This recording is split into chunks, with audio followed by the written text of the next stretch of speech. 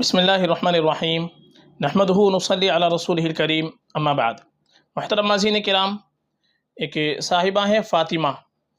ان کا سوال ہے نائشہ نیم کے میننگ فار گرلز پلیز جزاک اللہ خیرن کثیرا۔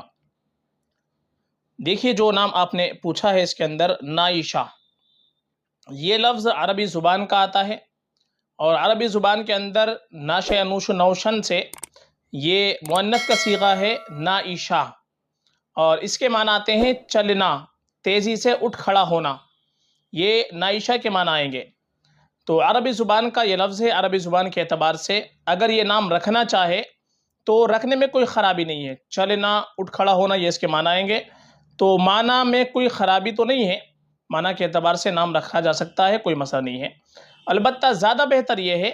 کہ اپنی بچی کا ہم نام رکھیں تو صحابیات کے ناموں پر نام رکھ لیں، ازواج مطہرات کے ناموں پر نام رکھ لیں،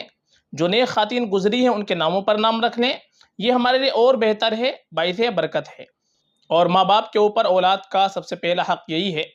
کہ ماں باپ اپنی بچی کا اچھا نام رکھیں، اپنے بچے کا، اپنی اولاد کا اچھے سے اچھا نام رکھیں، جہاں تک ہو سکے اچھے معنی والا ہم کو نام رکھنا چاہیے، اچھی نسبت سے نام رکھنا چاہیے۔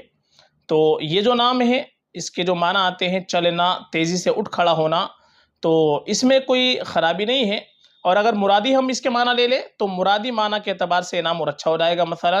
تیزی سے اٹھ کھڑا ہونا یعنی نیکیوں کی طرف تیزی سے اٹھ کھڑا ہونا، اسی طریقے سے اچھے کاموں کی طرف چلنا، یہ ہم اس کے مرادی معنی لے سکتے ہیں اچھائی کے معنی کو خیال رکھتے ہوئے، تو اس معنی کے اعتبار سے نام اور اچھا ہو جائے گا۔ تو نام میں کوئی خرابی نہیں ہے، معنی کے اعتبار سے نام رکھا جا سکتا ہے،